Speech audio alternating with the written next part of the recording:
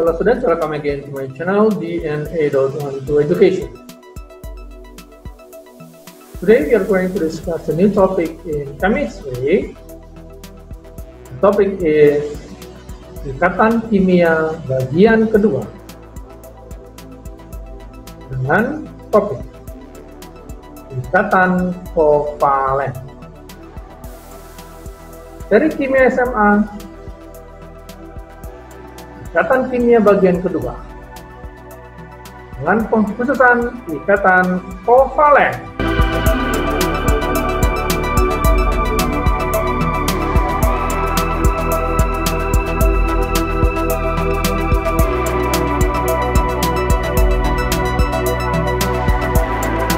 Oke, kita lanjut saja ya. Apa itu ikatan kovalen? Apa itu ikatan kovalen? Ciri-ciri ikatan kovalen: interaksi antara atom non-logam, yaitu golongan 5A, 6A, 7A, dengan atom-atom non-logam juga, yaitu golongan 5A, 6A, dan 7A. Ulangi, ikatan kovalen, interaksi antara atom-atom non-logam pada golongan 5A, 6A, dan 7A dengan atom-atom non-logam juga pada golongan 5A, 6A, dan 7A.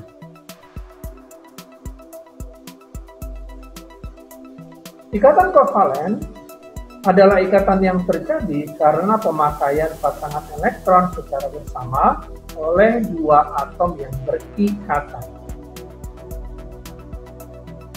Pembentukan ikatan kovalen terbentuk dari atom-atom unsur yang memiliki afinitas elektron tinggi serta beda keelektronegatifannya lebih kecil dibandingkan ikatan ion.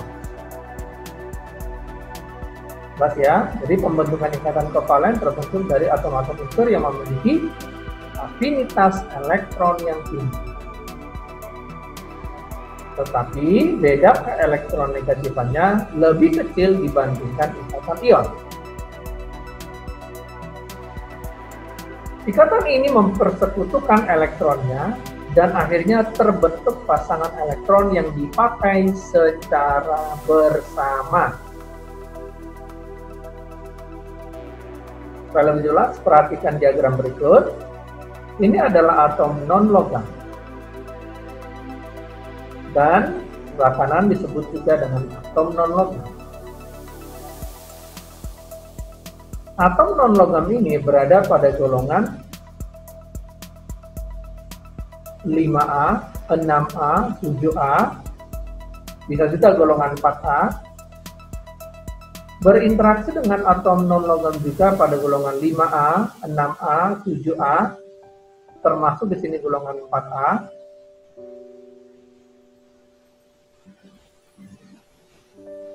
Masing-masing atom non-logam ini menyumbangkan elektron. Ulangi, masing-masing atom non-logam ini menyumbangkan elektron. Jelas? Nah, sumbangan elektron masing-masing untuk dipakai bersama-sama. Sumbangan elektron masing-masing yang disumbangkan untuk dipakai bersama-sama. Jelas ya? Itulah ikatan kovalen. Jadi ikatan kovalen itu interaksi antara non-logam berada pada golongan 4, 5, 6, 7A ya. Oke, kita lanjutkan. Apa itu ikatan kovalen? Nah, supaya lebih dalam memahami tentang ikatan kovalen, ingat, pembentukan ikatan kovalen dengan cara pemakaian bersama pasangan elektron tersebut harus sesuai dengan konfigurasi elektron pada unsur gas mulia, yaitu 8 elektron yang disebut dengan oktet, kecuali helium berjumlah 2 elektron yang disebut dengan duplet.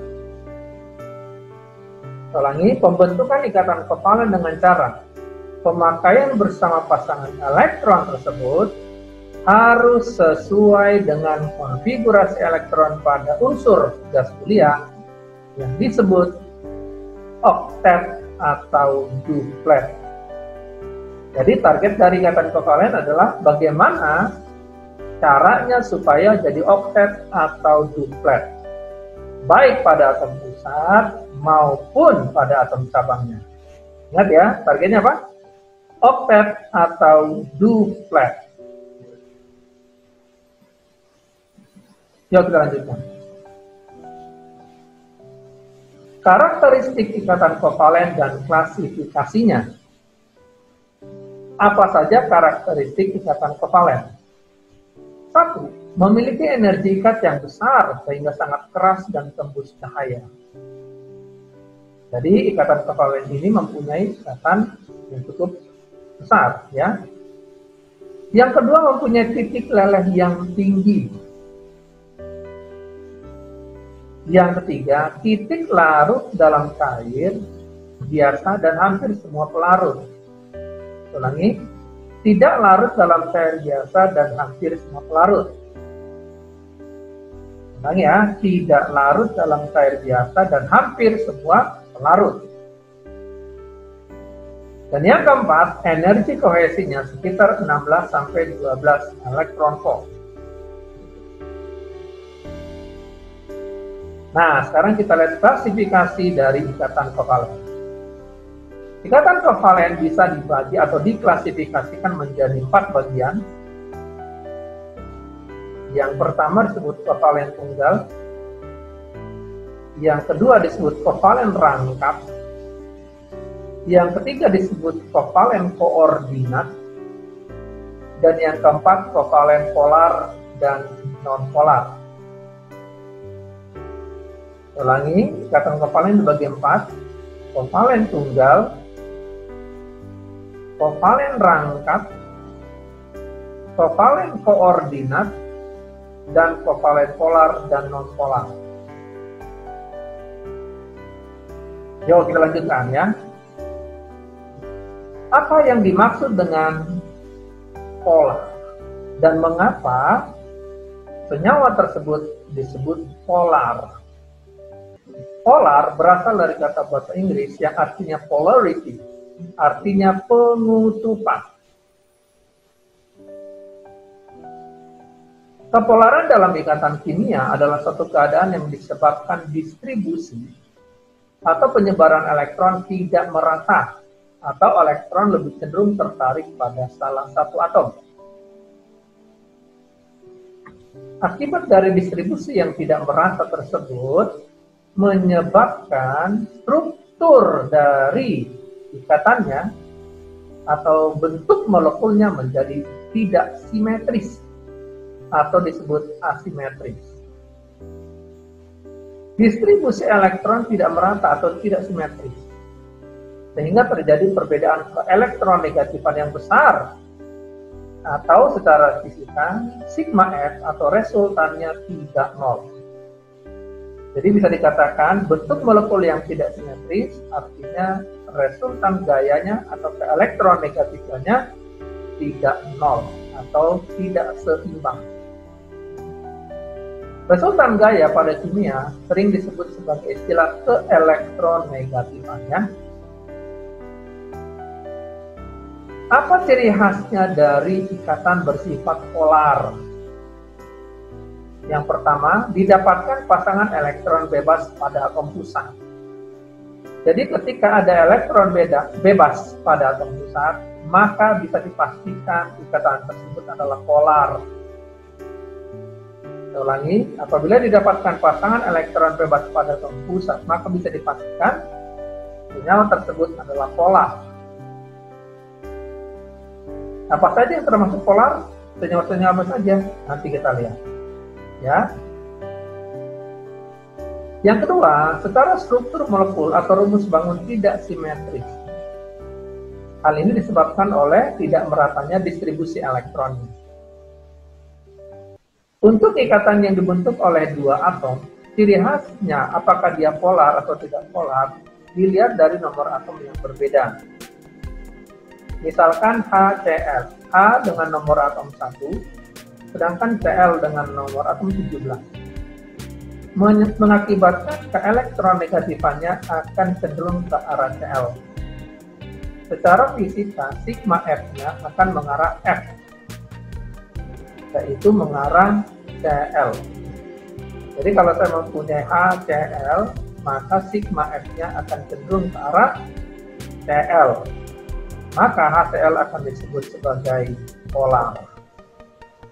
Kenapa? Karena distribusi yang tidak merata. Nah, kebalikan dari polar disebut non-polar. Ya, tentunya kamu bisa mendefinisikan sesuai dengan apa yang saya jelaskan tentang polar. Maka kalau disebut non-polar, ya tinggal kebalikannya. Betul?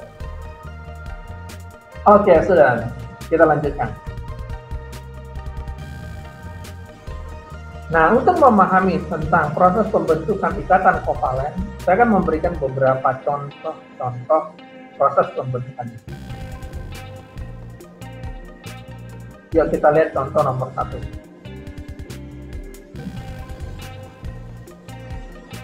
Buatlah proses ikatan yang terjadi antara karbon dengan nomor atom 6 dan klor dengan nomor atom 17. Yuk kita proses bersama-sama. Karbon dengan nomor atom 6 mempunyai konfigurasi elektronnya adalah 2 dan 4. Konfigurasi elektronnya adalah 2 dan 4. Artinya elektron valensinya adalah 4. Artinya juga karbon berada pada golongan 4A. Maka kita bisa tuliskan atau gambarkan struktur Lewisnya sebagai berikut. 1, 2, 3, 4. Jelas ya? Karbon berada pada golongan 4A. Oke, jelas ya? Perhatikan struktur Lewis. Mengenai struktur Lewis, itu sebenarnya bebas saja. Apakah kamu menggunakan dot atau cross, terserah. Nah, pada kali ini saya akan memberikan bagaimana interaksi pada struktur Lewisnya tetapi dengan warna yang berbeda. Oke, kita lanjutkan. Bagaimana dengan klor dengan nomor atom 17? Konfigurasi elektronnya adalah 287. Berarti elektron valensinya adalah 7 dan artinya klor berada pada golongan 7A. Kita lihat struktur Lewisnya dengan elektron valensi 7 pada klor. Perhatikan yang warna hijau ada 7 elektron mengelilingi klor. Nah, sekarang kita akan tuliskan bagaimana proses terbentuknya ikatan ikatan kovalen pada karbon dan klor. Perhatikan, target dari pembentukan ikatan kovalen adalah 8 atau disebut dengan oktet. Perhatikan ya. Karbon dengan elektron valensi 4. Oke, perhatikan. Kita akan pasangkan karbon dengan 4 klor. Nah, kenapa? Apa alasannya kita harus pasangkan karbon dengan 4 klor? Targetnya adalah bagaimana atom pusat dan atom cabangnya harus oktet atau duplet. Lihat proses penjumlahan dari karbonnya menjadi oktet atau duplet. Ya, kita lihat ya.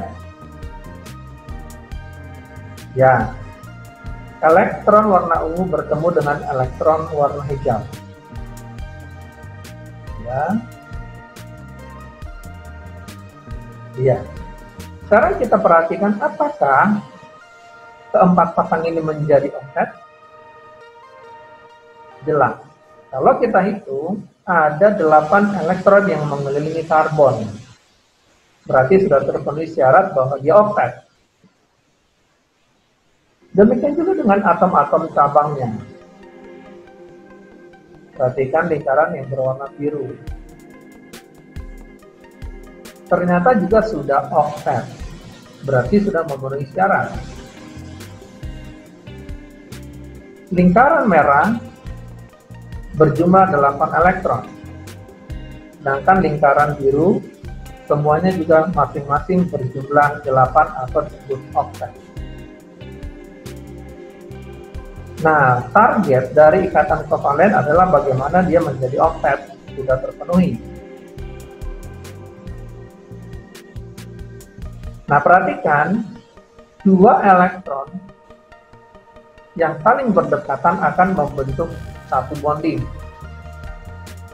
Ya, perhatikan elektron warna ungu dan hijau bertemu menjadi satu bonding.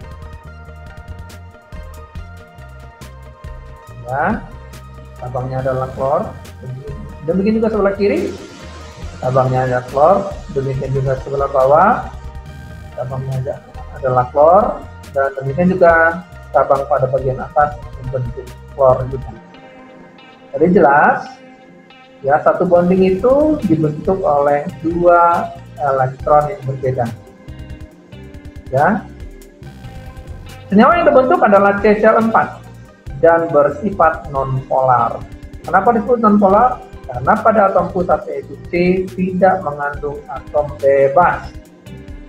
Maka senyawa ini disebut bersifat nonpolar.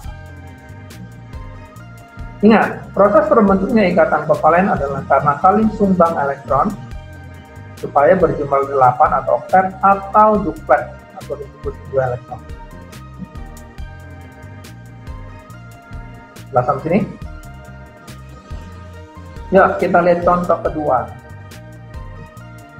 Contoh 2, proses terbentuknya ikatan kovalen. Buatlah proses ikatan yang terjadi antara silikon dengan nomor 14 dan klor dengan nomor 9. Ini kita jawab ya. Silikon dengan nomor 14 mempunyai konfigurasi elektron 284. Berarti elektron valensinya 4 dan tentunya silikon pada golongan 4A. Struktur Lewisnya adalah sebagai berikut. 1, 2, 3, 4. Jelas ya? Bagaimana dengan klor dengan nomor atom 9? Konfigurasi elektronnya adalah 27. Berarti elektron valensinya adalah 7 dan berada pada golongan 7A. Jelas ya? Nah, struktur Lewisnya adalah sebagai berikut. Perhatikan ada 7 elektron berwarna hijau mengelilingi R. Bagaimana proses terbentuknya ikatan kovalennya? Yuk kita lihat. Silikon dengan struktur Lewis yang mengandung 4 elektron akan dipasangkan dengan klor yang mempunyai elektron valensi 7. Masing-masing ada 4.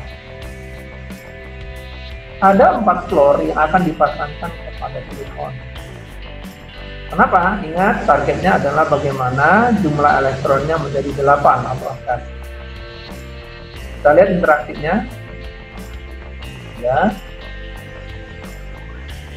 Ya. Ya. Iya. Kalau kita jumlahkan berarti ada 4 kali 2 elektron atau 8 elektron pada yang berbentuk kotak. Nah, kalau kita jumlahkan ada 8 elektron, berarti sudah memenuhi oktet. Bagaimana dengan cabangnya? Nah, sekarang kita lihat bagaimana dengan cabangnya pada fluor. Coba kita hitung ya. Iya, kalau kita hitung jumlahnya 8. Perhatikan lingkaran biru jumlahnya 8. Demikian juga dengan fluor pada sebelah kiri, jumlahnya 8. Demikian juga dengan fluor pada bagian atas, jumlah atom F menjadi 8 atau oktet. Bagaimana dengan yang bawah? Betul, jumlah elektronnya juga menjadi 8. Hal ini sudah memenuhi syarat bahwa jumlah elektron harus oktet. Betul? Baik pada atom pusat silikon ataupun pada atom cabang F, ketika mereka saling menyumbangkan elektron, jumlah mereka bersama jadi masing-masing oktet. Perhatikan lingkaran merah sudah oktet, yang lingkaran biru juga sudah oktet.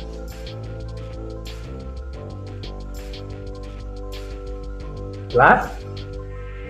Jadi sudah memenuhi syarat oktet atau 8. Maka kita akan gambarkan bagaimana proses bondingnya. 2 elektron menjadi satu bondingnya, satu ungu dan satu hijau menjadi satu bonding. Cabangnya adalah F, sebelah kiri juga cabangnya F, sebelah bawah juga cabangnya F, dan sebelah atas cabangnya F.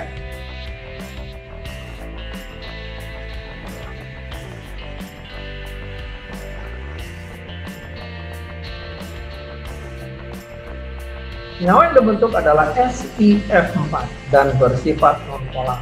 Kenapa bersifat nonpolar? Karena pada atom pusat Si tidak mempunyai elektron bebas, maka disebut bersifat nonpolar. Ingat, proses terbentuknya ikatan kovalen adalah karena saling sumbang elektron supaya 8 atau oktet atau duplet atau 2 elektron. Jadi targetnya adalah bagaimana oktet atau duplet. Nah, seperti ini. Yuk kita lihat contoh 3. Contoh 3 proses terbentuknya ikatan kovalen.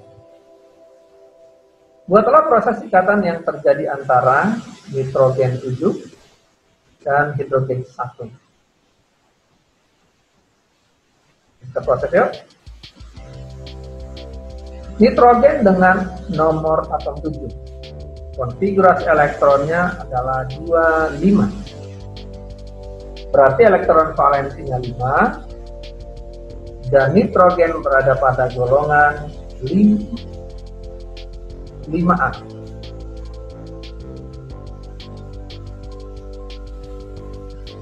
Ulangi, nitrogen dengan elektron valensi 5. Berarti berada pada golongan 5A.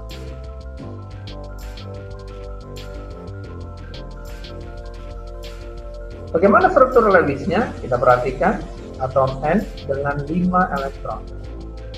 1, 2, 3,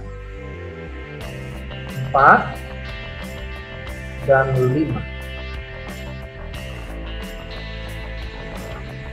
Bagaimana dengan atom hidrogen? Kita lihat hidrogen dengan nomor atom 1, konfigurasi elektronnya adalah 1. Berarti elektron valensinya adalah 1, dan hidrogen berada pada golongan 1A. Oh ya, hidrogen adalah golongan 1A yang satu-satunya non-logam.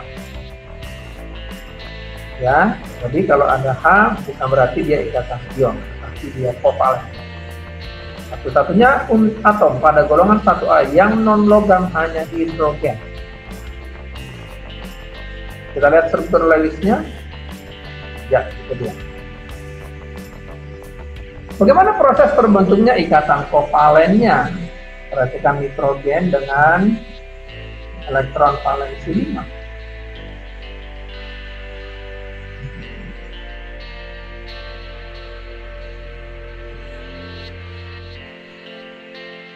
Jelas ya? Kita akan pasangkan dengan dengan 3 atom hidrogen. Kita akan pasangkan dengan 3 atom hidrogen. Kenapa harus 3? Ingat, targetnya bagaimana atom pusat jadi oktet. Ya. Atom pusatnya adalah nitrogen dengan 5 elektron. Berarti supaya oktet dia hanya membutuhkan 3 elektron supaya berjumlah 8. Yuk kita baca. Ya, bonding. Apakah memang benar atom pusat berjumlah 8? Yuk perhatikan lingkaran merah. Ternyata sudah terpenuhi. Jumlah atom pusatnya adalah 8 untuk nitrogen. Berarti sudah oktet. Bagaimana dengan cabang-cabangnya? Kita lihat. Ya. Kita lihat cabang-cabangnya. Iya. Ternyata sudah duplex. Sudah duplex. Berarti lingkaran biru memenuhi syaratnya, yaitu duplex.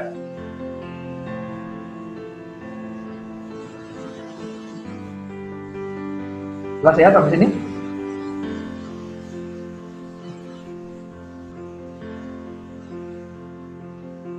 N dengan atom pusat akan membentuk bonding dengan H. Kanan 1 atom H, ke kiri 1 atom H,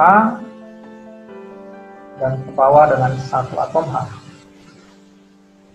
Tetapi pada atom pusat N masih tersisa 2 elektron bebas. Jelas ya? Yang tidak terpasangkan tentunya. Karena pada atom pusat nitrogen ada 2 elektron bebas yang tidak terpasangkan, maka ini adalah ciri-ciri dari polar, dari ikatan polar.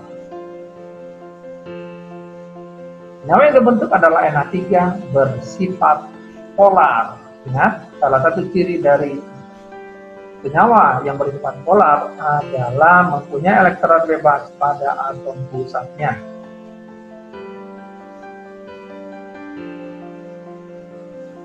Ingat, proses terbentuknya ikatan kovalen adalah karena saling tumbang elektron supaya oktet atau duplex.